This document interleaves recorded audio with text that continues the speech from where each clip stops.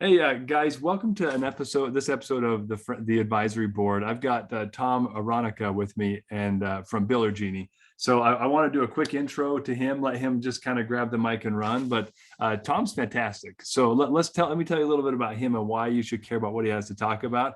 And we're going to learn a lot today about billing and AR and some of the issues that you guys we talked a lot about how do we get money in through lead automation, sales processes, effective marketing, but that's still not money until you collect it. And a lot of folks really struggle with this. So when Tom and I started chatting, I thought, man, we really need to do an episode on this to help a lot of our clients' franchise systems figure this out. So he's the founder and CEO of Biller Genie. He's been in the fintech and the billing payment processing industries for about 15 years. So he's also kind of been like from ground up and top down. He's been at any role you could imagine where he would be gaining personal insights into how to fix the challenges that are in the AR and the payment processing space. So, Tom, tell us more about you. I'm going to shut up now and grab the mic and run for a minute.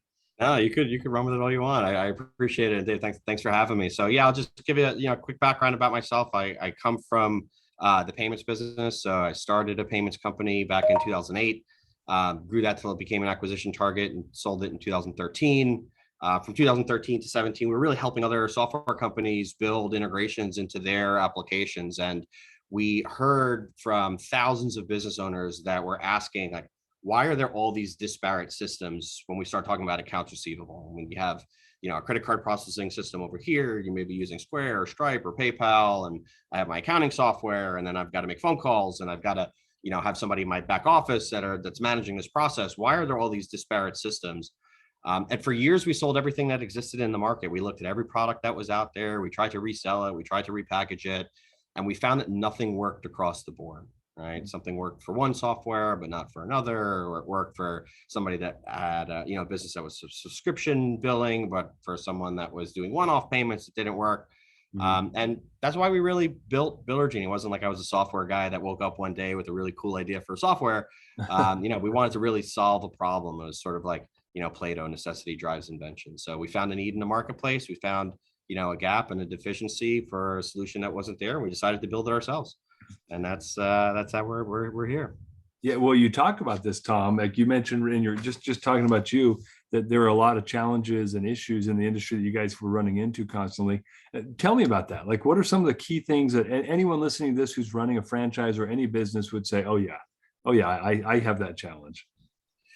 Well, I'd say that the number one biggest thing is that 99% of businesses worldwide still handle accounts receivable somewhat manually, right? It doesn't necessarily mean that you're taking an invoice and stuffing it into an envelope and sending it out, but there's still some manual intervention involved in the process, and that creates labor bottlenecks and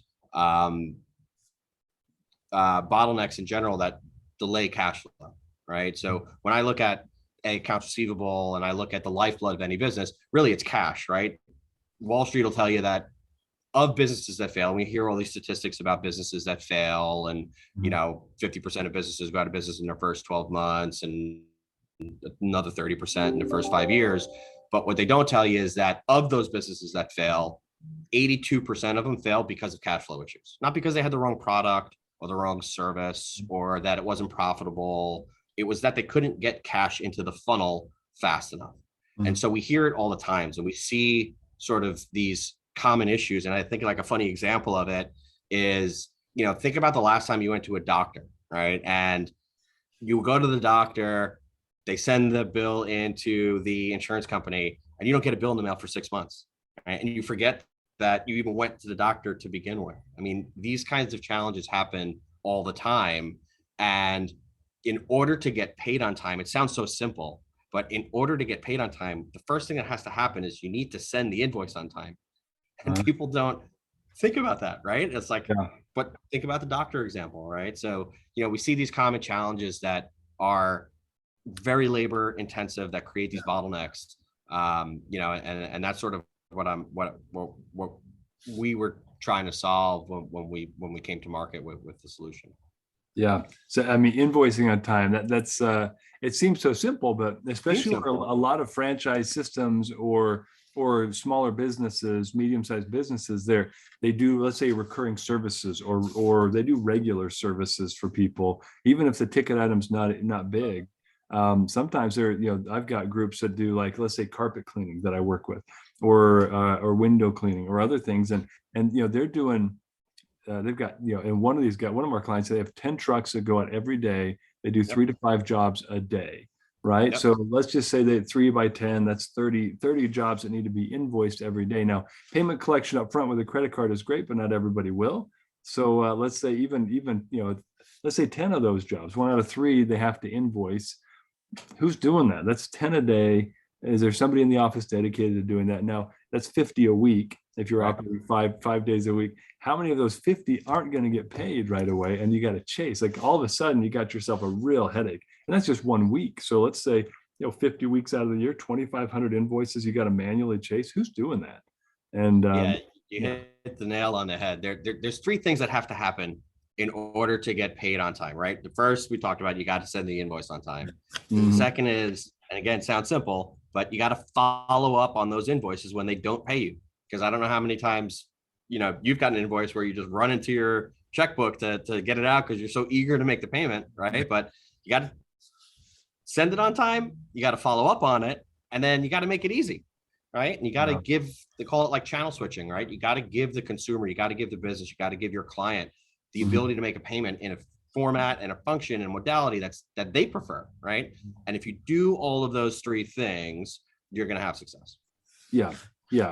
And I know the word automation is going to come out. You and I both know I love automation. So we should talk more about that. But you got to, there's the doctor office is a great example, but there's got to be another funny example. Tom, what else have you seen where people are struggling with some of these challenges of not getting invoices out on time, not being able to follow up regularly, not making it easy for people to pay? You've got to have tons of examples of that. Oh yeah, I have all kinds of funny stories. It's funny when you think about, automation, right? It's about accelerating growth, and, automation helps with facilitating a lot of these functions, right? So to your point, whether you're sending 1 invoice, 1,000 invoices, 1,000,000 invoices, right? A computer never falls asleep, doesn't get sick, it doesn't forget, doesn't get too busy, doesn't skip calling Bob because Bob's mean to them, right? Yeah. So a good example is we have this chain of RV parks, a gentleman that runs a chain of RV parks. And you can imagine, I've never been to it, but I can envision he's got these little electrical outlets that stick up out of the ground. You drive your RV and you plug it in and it charges you up $8 for electricity for the weekend, right? Yeah. He's got these parks all over the country, and each park has 1 person operating it. I mean, you just need somebody to check people in when they drive into the front desk. Oh yeah. He came to us. His first location it was 1 million open invoices for $8. So $800,000 in outstanding receivables, 1 million count single invoices, and he had 1 guy operating. Like, it's impossible. How is he ever going to follow up with 1 million open invoices? Like, it's just a physical impossibility, right? Yeah. And so we plugged the system in, and the first day we start sending out messages and reminders, and we have all different communication methods. And within like 3 weeks, we had collected like 65% of his outstanding receivables, and he was happier than you could possibly imagine. But nobody's avoiding paying an $8 invoice, right? Nobody's like just trying to hide from it or run from it. It's just they didn't have an easy way to do it. We didn't have a way to facilitate that communication. So, I think to some of these examples where, you plug a system in and within 3 weeks, we collect 45% of your AR. Think about what that does to your cash flow, what that does to your business, how that helps you grow, how that helps you, expand and buy another park. And that's what this guy did.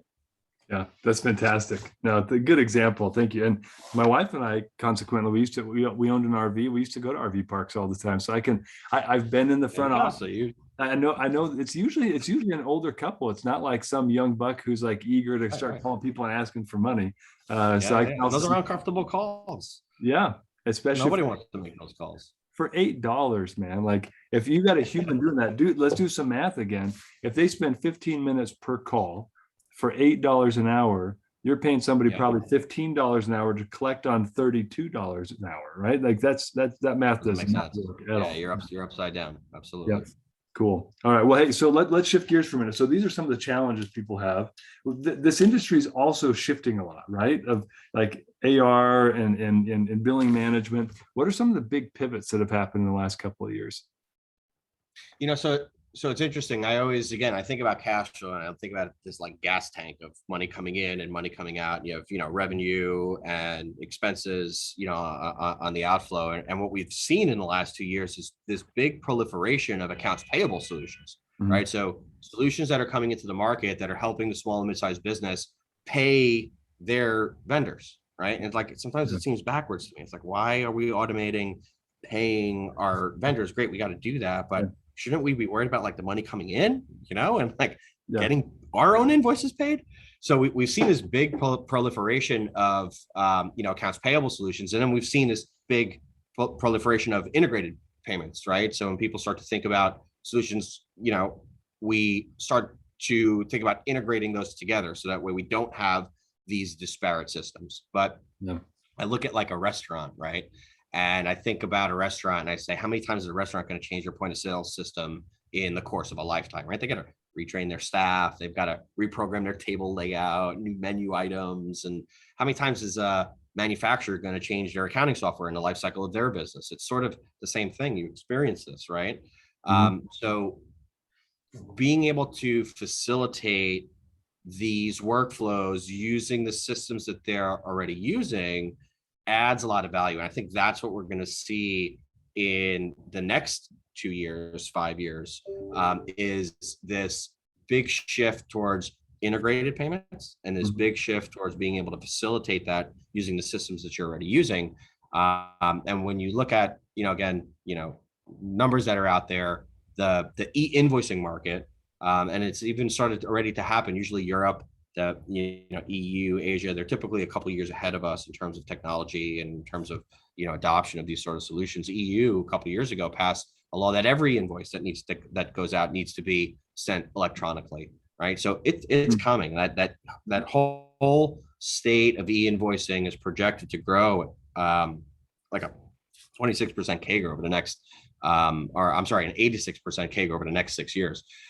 So, the future of these sort of automated solutions and automated accounting. And when you think about the accounting professions, I've done some stuff with the AICPA where, where they're looking at the state of automation in accounting. Like accountants aren't here and they didn't go through all the education and they didn't go through all the schooling to be able to make phone calls to follow up on an $8 invoice. No. Right? Like their job is to use actionable data to make better decisions, to be strategic, to help guide, these tools. And so, we see automation and people start to think, okay, are we, replacing jobs or are we taking away jobs? And really what we're doing is facilitating growth. We're facilitating being able to, dedicate time and attention where it's meant, shift resources towards growth and expansion instead of back office busy work. Yeah, no, that's the key, because you don't want, this is not a conversation about how do we position ourselves to fire our bookkeeper or fire our accountants. Like those roles never go away. But can we I always call it kind of level up the position, right? Can we level up the accountants so that they're not, like you said, not getting caught up in $12 to $15 an hour work while you're paying them $50 an hour? You want them looking at your financial statements and giving you some strategic advice for the company to move you into the next tier of performance. How does he help you? Maybe now he's got time to think about how do you restructure your debt? How do you, like, things like that are important and can create a lot of cash flow for you and eliminate a lot of your payment structure, your overhead. So, and then solutions like ours give them access to the data too. So having access to that data and being able to give them the data so that they can make those decisions. I think that's why solutions like ours are so important, because you're enabling them to be more strategic. Yeah, thanks. This brings up something important, because you and I both do a lot of work in franchising, right? Because any challenge that we talk about at a micro level with a single business, when you roll it into franchising or multi-unit businesses like dealership networks and things like that, things get even more complicated. What are you seeing right now? Like in let's say franchising specifically, how are these issues maybe exacerbated by that model?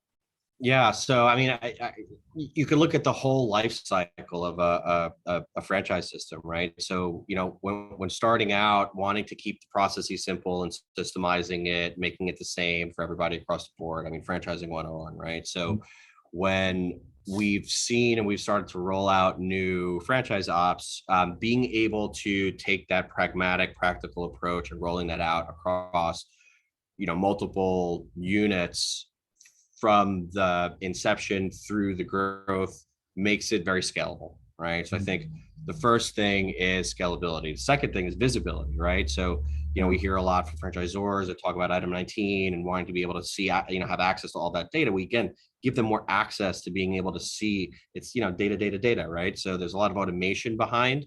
It's simplifying the process and making it easy and scalable and systematic. But then there's also this data component to it where the franchisor is able to make better decisions and help implement better solutions to help their franchisees grow and scale as well. So it's this sort of multi-pronged approach where there's the benefit for the franchisor and the franchisee at the same time. Yeah, I see that a lot. And data flow is a challenge.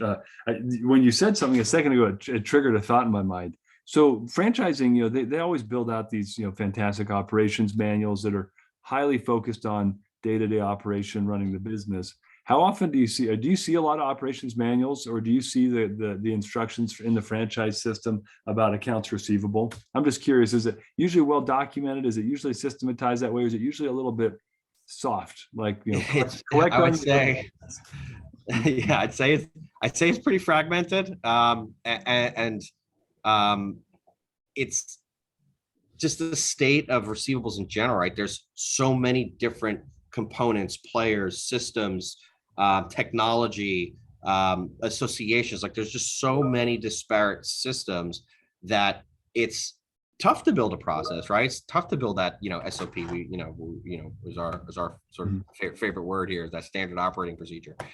So a lot of times these systems come to us and they're asking us for ways to help them build those.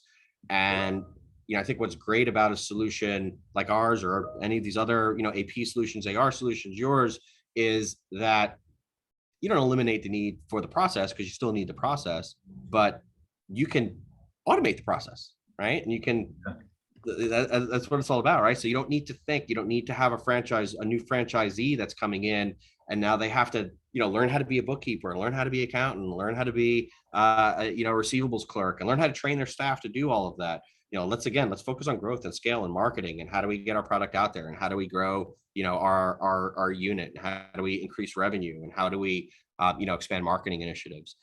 So a lot of times, and franchising or otherwise, people come in, they don't have a process, they don't have a systematic approach towards receivables and follow-up and payments and collections, and it's very, very fragmented. And these sorts of solutions help to streamline that, and again, simplify it. I think, but if I could pick one word, it's it wouldn't be automation, it'd be simplification, right? And it's simplifying it for the franchisee, the franchisor, and the payer, right? So whoever's making the payment, like if you make it easy, sometimes I always think, like, an example I like to use is the last time I went to Target to buy a roll of toilet paper was 2 years ago. It's because now I have the app on my phone and I click the button and it's at my house in 2 days, right? And I don't even do that anymore, because now it's just on subscribe and save, because I know I'm going to need the toilet paper, so it delivers it to my house every 30 days. Yeah. So, think about a franchise system where, one franchisee is making you write a check, another franchisee gives you the button to click on a phone, and you could just do it from a text message. Who's going to get paid faster, right? It's all about making it easy. Yeah, I was talking to, it was one of my clients, but she was talking about her pest control services, and she's like, I had a pest control provider I had to end up kind of separating ways with, because every time they came and provided services, they would have somebody come to the door and like ask for my card, and then they would put it in a form, or like she said, it was so weird, like because they come every quarter. Why can't they just have my credit card on file and then automatically process the payment once a quarter? They had to come and collect at my door. I'm not home all the time, Right. So, they show up at 6 o'clock at night on a Tuesday, and I might be taking my kids to ice skating. And so, anyway, she just commented on how much of a pain that was. So, yeah, I agree. You got the whole continuum, right? The invoicing and for the payor, like that process has got to be super simple, or else you become difficult to do business with. And if you've got a recurring or a regular service, let's say gutter cleaning once a year, sometimes they'll avoid working with you just because you're hard to do business with, and you can't do that. Yeah, the easier you make it, the faster you get paid. And then don't forget about the security side of it. So you're writing down your credit card number on a piece of paper, and the guy rolls down his window, the paper flies out the car, and now somebody picks up that piece of paper, they got your credit card number, right? So there's security issues, there's that ease of use, people working two jobs. Like if you're only taking payment 9 to 5 at a window and at your front desk, you're just not going to have the cash flow. Yeah, agreed. Well, let's talk a little bit about solutions now. So we've talked about the challenges that are out there. What are you seeing people do to address the issues, Tom? What are some best practices?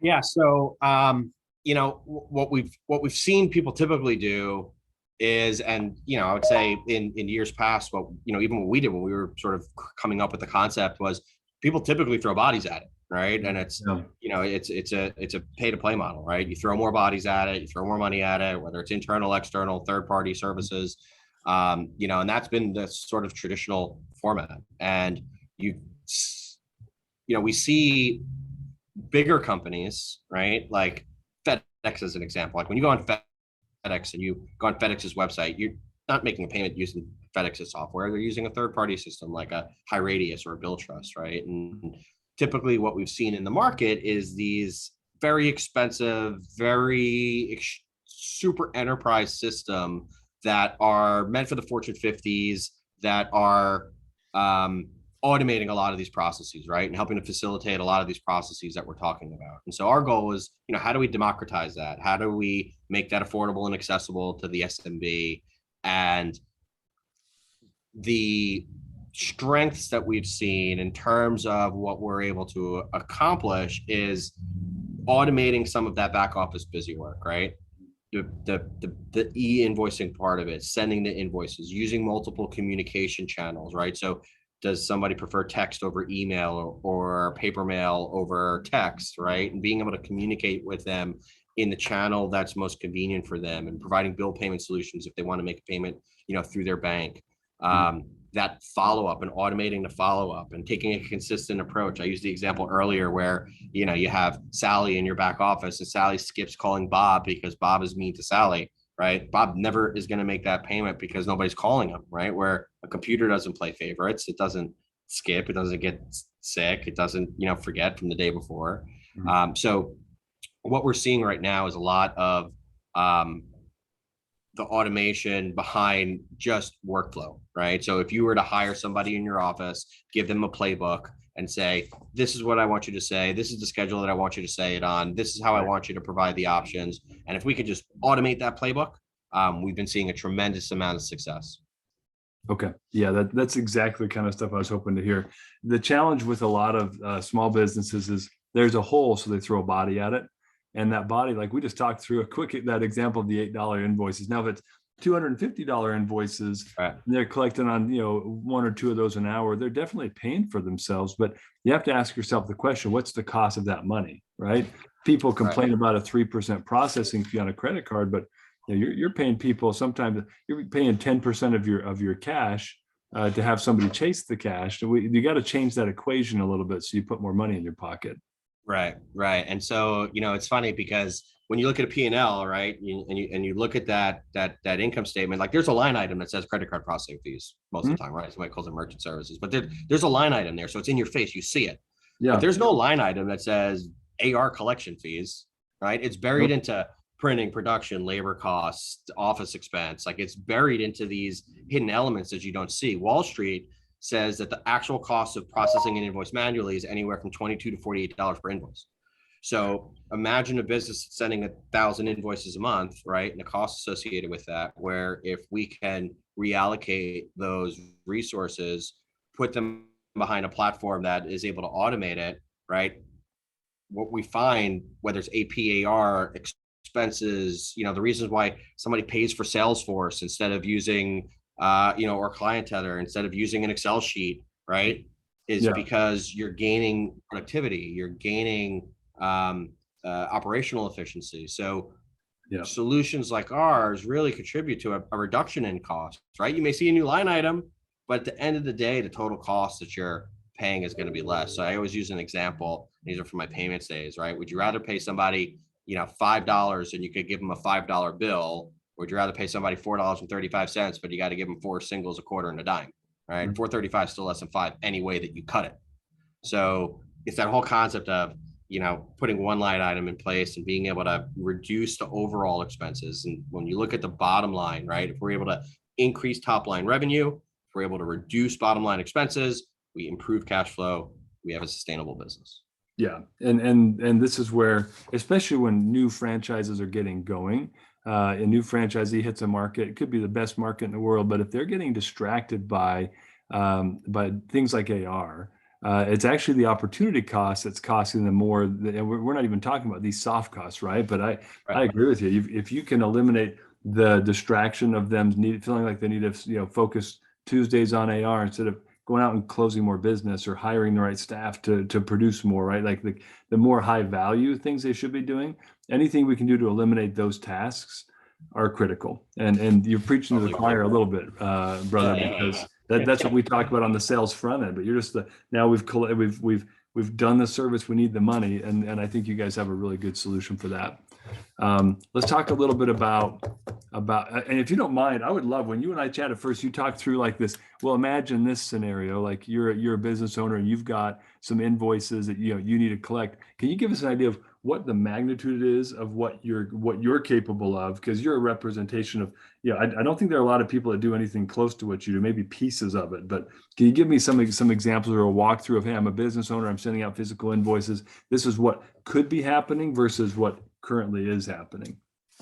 Yeah. So, I think one of the things that separates us from some of the other products that are in the market is that we're designed to work with the systems that you're already using, right? So we can connect your credit card processor in, we can connect your ACH providers in, we can connect the accounting softwares that you're already using, the CRMs that you're already using, and automate that back office workflow, right? So there's no retraining your staff, no learning new software, no having to change your processes. And I think that's what's contributed to our growth and scale. And again, to kind of use my example, right? Whether you're sending one invoice, 10 invoices, 1,000 or 1,000,000, you only need one, Biller Genie in this example. Mm-hmm. So what's really separated us from, sort of the way that you think about how things work today is, you're probably going into an accounting software and creating an invoice and maybe stuffing it into an envelope or using a system to email it. And then, you're deploying, process to putting a calendar invite in your Outlook calendar to remind yourself to follow up. But using your example, from earlier, if you send 30 invoices on Monday and 30 on Tuesday, by Friday you've got 150 invoices that you got to follow up on, and by next Friday you've got 300 invoices that you got to follow. It's just not sustainable, right? So I think that's how we've been able to improve sort of some of these the life cycle of revenue cycle management, is by going in there and really just taking whatever your approach is, right? What's your standard operating procedure, and instead of putting it down on a piece of paper, let's program it into a system that's able to facilitate those functions for you. Yeah, so, such as, let's say you're sending out a physical invoice, you guys can do that, right? You can automate that process so a human doesn't have to. I mean, I swear, if I have to lick another envelope in the rest of my life, it'll be too much. Like, I hate that. The glue, it makes me gag, that glue flavor. But like, even if you're pulling strips and sticking, like, that's a human touching paper. Like, that's so 1980s. Like, it's time to move on and let that human do something more productive, right, to drive the business forward rather than look backwards at trying to gather money. But then guys have. Well, not good. I was going to say, you guys have, but then you also have like the virtual mailbox solutions, and you've got the mail collection, and like you've got all these things set up that can automate, which I was really impressed with, because people like, in automating the text follow-up and the email follow-up, that's powerful, but it's not super unique. But when you can blend that with physical media, I think that's where you guys hit home runs, and where people have the biggest needs, because some jobs are big. Some people have big invoices they got to send out, and so they have to physically invoice. And now I've got big invoices floating around for 10, 15, 20 grand that I haven't collected on. And that becomes untenable for a lot of small and starting business owners that they don't have time. There's also industry specificities there. So, government, education, utility, like they're still requiring physical invoices in the mail, right? So one of the features that we have in the system is be able to, we can automatically print stuff, post, and mail paper invoices, right? Where you don't have to actually lift a finger, barely costs more than the cost of postage itself. So, by being able to automate a lot of those processes in order to, everything that we're sort of, talking about here, and being able to give the payor, the consumer, the business, the ability to decide what channel they want to receive those messages in. And then, the flip side of that too is that paper mail still gets read, right? So when you start talking about follow-up strategy and reminder strategy, right? And phone calls and emails and text messages, what happens when you get a physical reminder in the mail once every 30 days saying, hey, you're late, there's a big red stop sign on it, right? So there's that whole, everybody's moved away from physical mail, right? And for obvious reasons, we're all moving towards a digital era and a digital age, but there's something to be said about using that as part of a strategy where you don't have to, like, people have moved away from it because of the cost, right? Where if we can eliminate the cost factor of it, the time, the opportunity cost, and still use it from a strategic perspective, that's what drives money investing. Oh yeah. Well, Joe Kennemore's a friend of mine. He's over at Mailbox Power. They integrate with us to send out like greeting cards, boxes of brownies, things like that. But he always talks about staying power of physical mail, and there's something to be said about it. The whole world, like in the 80s, everyone was doing like direct mail. So we're just getting bombarded with crap. Well, that's because of the cost. That's all subsided. And it's very rare that I get anything in the mail. But when I do, I'm like, ooh, it's exciting. Like this time of year, I've got Amazon packages coming in regularly. And it's like Christmas comes twice at the Hanson household, when the package arrives from Amazon and when we get to put it under the tree for the kids, right? When you open it. Yeah, exactly. When we open it and use it for real. But it's the same thing. Even though it's an invoice, it cuts through the clutter. And that's what I think everyone's biggest challenges in this world of getting things done is, how do you cut through the clutter? How do you stand out? How do you make sure that you're seen so that people can take the right action? So yeah, I agree with you 100%. Awesome. Yeah, it's all about staying relevant. It's all about, again, channel switching. Somebody that's going to respond to paper mail is not going to respond to email, is not going to respond to text, right? You got to be able to communicate with them in the way that, and the form and format that is most convenient for them, right? And there's all kinds of geographic, psychographic, demographic factors that play into those roles. And if you can deploy a strategy which is easy, scalable, seamless, and integrated, right? And you can play to those different factors, geographic, demographic, and psychographic, then you're going to have success. Yeah, and unfortunately, not everybody can track demographics in their invoicing processes. So it's kind of a multi-channel strategy, which is best. Like, where are they going to engage? Well, whichever medium is most convenient for them. But if you don't provide the medium, then they'll never respond in that way. So I agree with you 100%. That's smart. Tom, what else? Is there anything else, like any kind of parting thoughts or additional wisdom or insights you'd like to share with people? Something that's actionable they could get started on today, even if Biller Genie might not be a great fit for them. We haven't really gone into what you do in too much depth here, but I'd encourage you guys to look up Tom. Take a look at Biller Genie, because what they're doing is pretty incredible and creates massive scale and eliminates a lot of the cash flow issues that our clients and people listening to this probably have. But share some parting wisdom or additional actionable insights that people might find helpful, Tom. Yeah. So, again, I'm going to go back to what we said in the beginning, right? Send the invoice on time, do the follow-up, and make it easy. If you do those three things, it's going to improve cash flow, improve the state of the business. There are ways to automate it. If you're interested in learning about that, give me a call. And if you're not going to automate it, structure it, make it proceduralized, and make it something that everybody can follow and is standard practice throughout the org, right? And if we're going to throw bodies at it, that's fine, right? You don't need to automate everything. Somebody that's sending 3 invoices a month doesn't need to automate it, right? But we still want to have that practical approach, that systematic follow-up, And if everybody's sort of rowing in the same direction, following the same process, we're going to have a lot of success. So don't overlook the fact that there's all these hidden costs associated with manually managing this process internally. Those costs are there, even if you don't have that line item on the P&L. But send it on time, handle the follow-up in a systematic way, and make it easy. If you do those three things, you're going to have a lot of success. Tom, you're fantastic. I appreciate you carving out some time today to meet with me and share some insights. And guys, again, Tom Aronica with Biller Genie. Take a look, connect with him on LinkedIn, and you won't regret getting some insights from him. Thanks again, Tom. Really appreciate you. Thanks for having me. Of course.